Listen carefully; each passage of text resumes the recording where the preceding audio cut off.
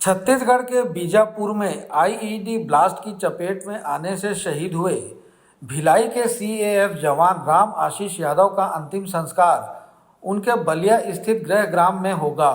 आज दोपहर शहीद का पार्थिव शरीर भिलाई के सेक्टर 2 स्थित निवास में ससम्मान लाया गया। यहां प्रदेश के गृह मंत्री विजय शर्मा, सांसद विजय बघेल, जिला प्रशासन के अधिकारियों ने शहीद को श्रद्धा सुमन अर्पित किए और शहीद के परिजन को ढांढस बंधाया। गौरतलब है कि मिरतुर थाना क्षेत्र के सुरक्षा बल कैंप बेचापाल से सीएएफ की टीम एरिया सर्चिंग के लिए निकली थी। तभी बेचापाल पदमारा के पास नक्सलियों द्वारा लगाए गए प्रेशर बम की चपेट में एक जवान आ गया और जोरदार धमाका हुआ।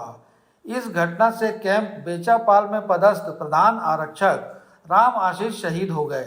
शहीद जवान भिलाई के सेक्टर 2 निवासी थे। वे बीजापुर में प्रधान आरक्षक के पद पर सेवारत थे। इस दुखद घटना पर समाज के लोगों ने दुख व्यक्त किया है।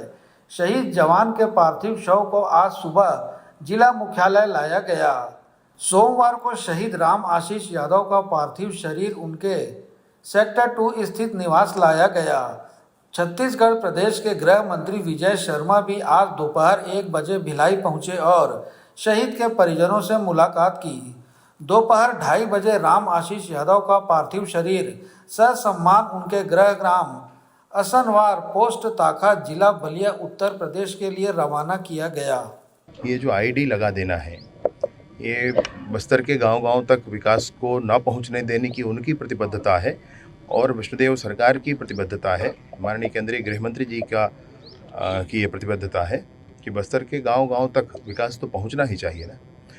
माताएं जब बीमार हो जाती हैं तो उनको हॉस्पिटल पहुंचाया नहीं जा सकता। वहाँ कोई बीमार हो जा रहा है तो उसके लिए जल्दी हॉस्पिटल पहुंचने की कोई व्यवस्था नहीं है। मैं अभी एक गांव गया था सिलगेर, वहाँ पे इत्ते पारा नाम का पारा है। वहाँ पर लोगों ने बताया मुझे लाइट गोल है, थोड़ा आप बोल देंगे तो आ जाए। मैंने कब से गोल है तो उन्होंने बताया 1 साल से गोल है। तो आप कल्पना कर सकते हैं किस स्थिति में है और क्यों भाई, क्या चाहते हैं नक्सली भी, क्या चाहते हैं स्पष्ट करना चाहिए। हम लोगों ने तो कहा है बात कर लें, हम तैयार हैं।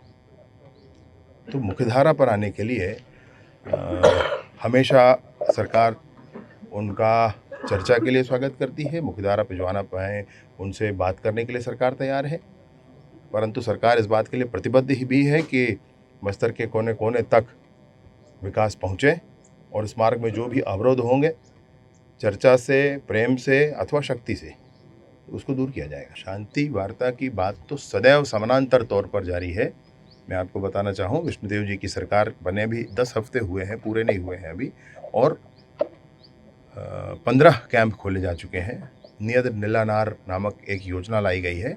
अब ये कैंप पुलिस के कैंप नहीं है, ये विकास के कैंप है। इस कैंप की प्रतीक्षा अब गाँव वालों को है, इसका कोई विरोध नहीं है। इस कैंप के साथ साथ स्कूल, अस्पताल, आंगनबाड़ी, राशन दुकान, मोबाइल टावर, बिजली, पानी सब कुछ पहुंच रहा है। सिलेंडर, ये सब कुछ अब गांव-गांव पहुंच रहा है। शहीद राम आशीष यादव जी को नमन करता हूं, प्रणाम करता हूं, उन्हें अपनी श्रद्धा सुमन अर्पित करता हूं और उनके परिवार को दुख सहने की शक्ति ईश्वर दे, हम सबको भी ईश्वर शक्ति दे।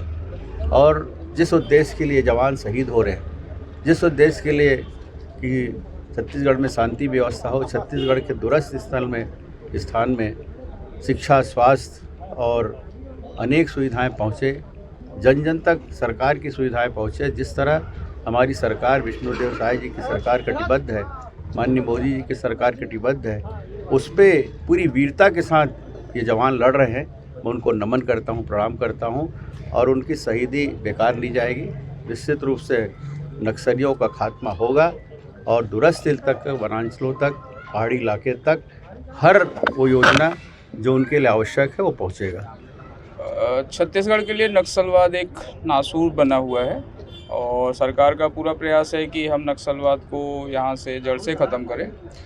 उसी प्रयास में अभी जो तत्परता से कार्रवाइयाँ हो रही हैं उसके इरिटेशंस में, मतलब इस तरह की जो वो लोग कायराना हरकत करते हैं, आईडी लगाना, और आईडी में जैसा अभी गृह मंत्री जी भी बोले, जवानों के शहादत के अलावा भी अभी कुछ दिन पहले ये 2 लड़के और मतलब घायल हुए थे, उनके पैर उड़ गए थे, सामान्य ग्रामीण थे। तो ये बहुत ही कायराना हरकत है जब सामने सामने की लड़ाई की जगह वो लोग पीठ पीछे करके लड़ाई करते हैं। और दुर्भाग्यपूर्ण तो है ही कि हम अपने जवान उसमें खो देते हैं, बट फिर भी पूरी तत्परता से और पूरी बहादुरी से छत्तीसगढ़ पुलिस नक्सलवाद से लड़ रही है और उम्मीद करते हैं कि मतलब जल्दी मतलब इससे हम छुटकारा पा जाएंगे। बेसिकली उनका TCOC का टाइम होता है जो जनवरी फरवरी से स्टार्ट होता है और मई तक वो ऑपरेशनल बाहर आते हैं। और जहाँ कहीं वो मजबूत नहीं होते, जहाँ वो कमज़ोर पड़ रहे होते हैं, वहाँ पे वो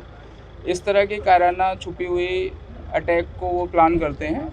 जहाँ वो भारी होते हैं वहाँ वो डायरेक्ट 1 to 1 लड़ने की कोशिश करते हैं। तो वो TCOC का टाइम होता है, जनवरी से लेकर अप्रैल मई तक चलता है। उसमें ये घटनाएं वो इसी तरह से करते हैं। जहाँ वो वीक पड़ रहे होते हैं वो तो ID का सहारा लेते हैं और चीज़ें ये होती रहती हैं। तो ये बोला जा सकता है कि उनके तरीके में वहाँ पे वो ये कमज़ोर फील कर रहे हैं, इसलिए वो ID के सहारे लड़ने की कोशिश कर रहे हैं।